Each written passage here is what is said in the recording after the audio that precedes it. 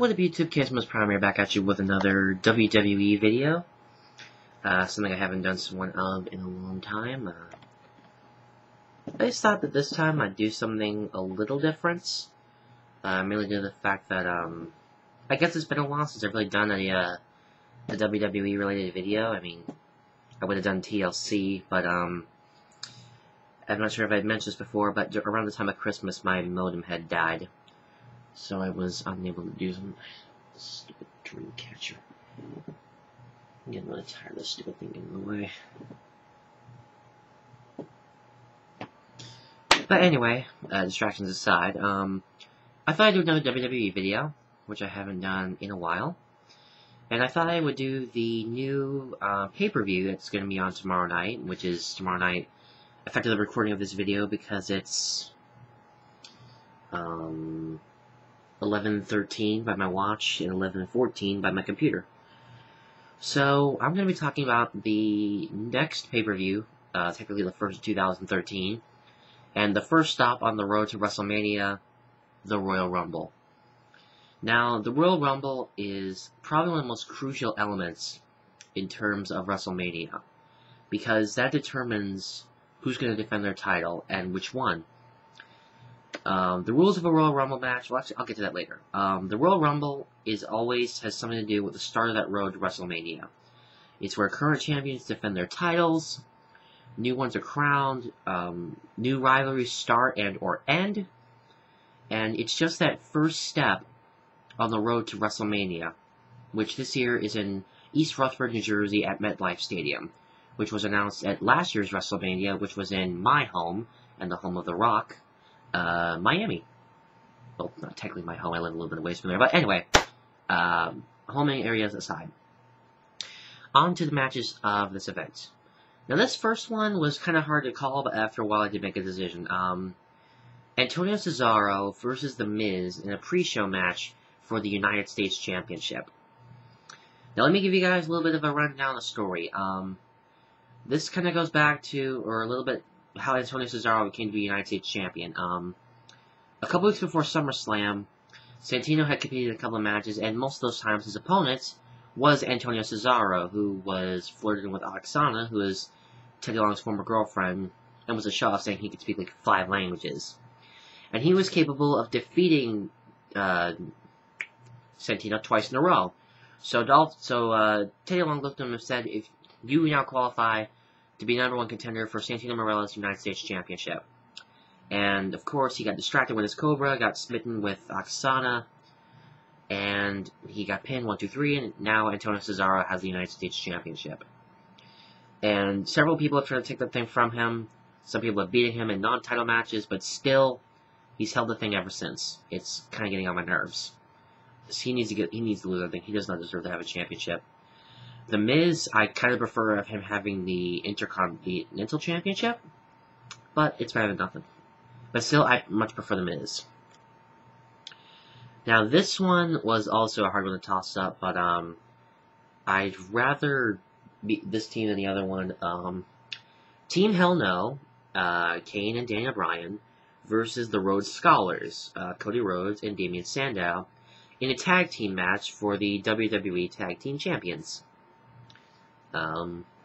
Now, of course, over the past couple of months, since somewhere in June last summer, since Raw 1000, they've always been having tag team matches to determine the #1 championships, which for a long time were held by Kofi and R-Truth. And then they would have tournaments spreading over the weeks of Raw and SmackDown to determine the #1 contenders for those titles, whether it be the team of the Primetime Players, Primico and Epico, the Usos, Rey and Sin Cara. They just have tag team tournaments. And apparently one of them that was always in every one of them, and eventually made it to the top, but lost, was Team Rhodes Scholars, which consists of Dashing Cody Rhodes and the self-processed intellectual savior of the masses, Damien Sandow. And honestly, I'd much prefer to have Team Hell No as the current tag team champions, who's the one tag team champion, and have 2 assholes as tag team champions. I am sorry for any Rhodes or Sandow fans over there. I can't stand them. I hate them with a passion. But anyway, this one I'm not surprised about. I kind of saw this coming. Big Show versus Alberto Del Rio in a last man standing match for the World Heavyweight Championship. This kind of goes back to a couple weeks ago on SmackDown where Teddy Long put Big Show in a last man standing match to defend his World Heavyweight Championship. And what happened was, Big Show was about ready to knock out Alberto Del Rio was about ready to knock him out with the stairs, and when he struck him, he accidentally rebounded and knocked himself out. And basically, Del Rio took him, dragged him, took the announcer table, and put it on top of him, making him unable to stand to the count of 10, thus crowning him new World Heavyweight Championship. Now, we have not seen Del Rio held a championship since he lost the WWE Championship to CM Punk at the Survivor Series back in 2011. So it's been a while since he's held a title. He did qualify for the World Heavyweight Championship several times against Sheamus, lost every single time. But then Sheamus got beat to hell in a cell, and now Big Show has the darn thing. I don't want Big Show getting his hands on that thing again. If he had turned face again, I'd be okay. If he's still heel like he is now, then hell no. I'd much rather be with Del Rio. Now for what is obviously the tradition of every event of Royal Rumble, the Royal Rumble match, which, as for any of you guys who don't know out there, newbie WWE fans, or just watching my videos because of the WWE videos, or just watching any of my videos but don't know anything about WWE, I'm going to explain the rules. Basically, they have them in brackets of like 10, 20, 30, 25, 15, a lot of men in the ring, but not all at once. They'll have 2 start, and then as over a 90 or 60 second interval, they'll have another superstar enter the ring, and you're eliminated or lose when you're knocked over the top rope and both your feet hit the floor. So if you're flipped over the top rope and both your feet hit the floor, not the edge of the apron, but if you hit the floor or fall off the floor, you're out. But you have to go over the top rope. If it's through the middle or bottom rope, then you're still in. And that goes on until all 30 men have in, and there's only one standing. And that winner gets the chance to face the champion of their choosing at WrestleMania. And mainly, it's always chosen between the 2 main champions for Raw and SmackDown, the World Heavyweight Championship and the WWE Championship.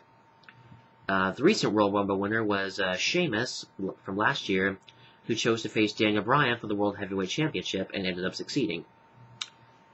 But the champion they're choosing is not confirmed because they still have to go through the Elimination Chamber first.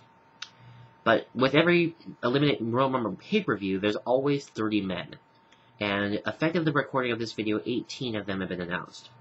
So I'm just going to go down the list for you and tell you exactly who's been announced. John Cena, Randy Orton, Sheamus, Dolph Ziggler, Heath Slater, Jinder Mahal, Drew McIntyre, Antonio Cesaro, Wade Barrett, The Miz, Ryback, Darren Young and Titus O'Neil, Kane, Daniel Bryan, The Great Khali, Kofi Kingston, and Bo Dallas.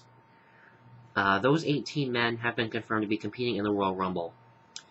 And my personal picks for this one, of any of these men I'm hoping to win. John Cena, Randy Orton, Sheamus, Ryback, Kane. That's pretty much it. Those are the people I'm hoping that win the Royal Rumble. I don't want anyone else to win it because, yeah. Now for what is considered to be the main event, and I know that a lot of people have already... It's kind of like the once-in-a-lifetime for WrestleMania last year, but this year's for the Royal Rumble.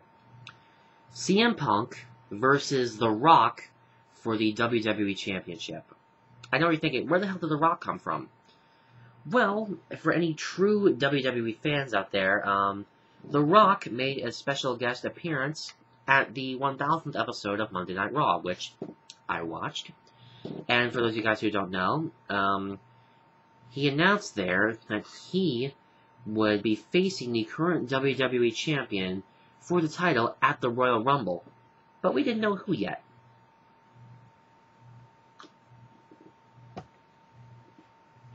CM Punk said that no matter what, it's going to be me by then, so you might as well be prepared for yourself. And then Daniel Bryan gloated on saying that he's going to do it. But The Rock said that he's not looking at the face of WWE. He's looking at what would happen if a homeless lumberjack bangs a Oompa Loompa. Now, for those of you guys who don't know, CM Punk has held the title for, I think it's about 430 days now, if memory serves me correctly. Sometime over 430 days. He's the number 4 person with the longest WWE title reign in history. He can't be stopped. He's been in every pay-per-view of 2012. He entered and left as champion. He can't lose. And personally, I went with it for a while. I really did. I congratulated him. I thought he was cool, but honestly, I think it's time for him to let it go. I think it's time for someone new to be WWE Champion. And who better to do it than a person who hasn't held the title in over a decade, and the one who crushed John Cena last year, The Rock. I'm personally in his corner. I think he's got the skills to pay the bills. I think he's going to do it. I'm personally excited for the Royal Rumble. I think it's going to be a really cool pay-per-view.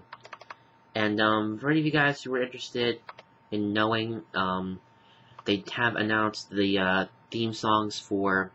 Actually, before I do that, there's one thing. If any of you guys know about this, please do tell me if you're right about this, but I'm hoping, I'm praying that the Shield doesn't interfere again. Because any match recently that have involved CM Punk, they've attacked his opponent. I mean, the TLC match on Raw against Ryback, the triple threat match at the Survivor Series, The Rock last week on Raw, same signs. Regular going on, lights go out, let's come back on. There's the Shield beating the crap out of the opponent, thus bailing out CM Punk. But yeah, that's my tangent aside. Hopefully I won't have any more. But anyway, not sure if you guys are interested, but this is another WWE pay-per-view where there's 2 main theme songs. One of them being What Makes a Good Man by The Heavy, and my personal favorite, Champion by Clement Mofo and The Frontier Line. And, of course, there's WrestleMania 29, which is in April 7th. For those of you guys who live out in New Jersey, that's where it is, East Rutherford, at MetLife Stadium, home of the New York Jets, and I think the Giants. But I think it's really going to be a cool event. I'm looking forward to seeing The Rock get crushed. Or crushing CM Punk, my bad. And while I'm at it, so I'll go ahead and mention a few recent WWE purchases I've made. For one, my local state fair, I went there last night.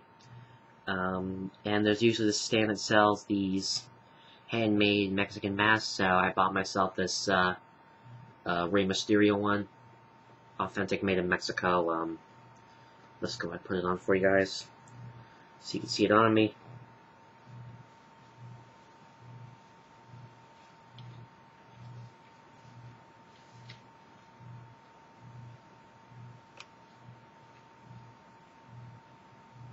So this is what it looks like. Paid about 25 bucks for this. Should be paying the 50 for the replica. And the other one I actually got on sale, or as part of the 20% off Monday Night Raw 20th anniversary thing.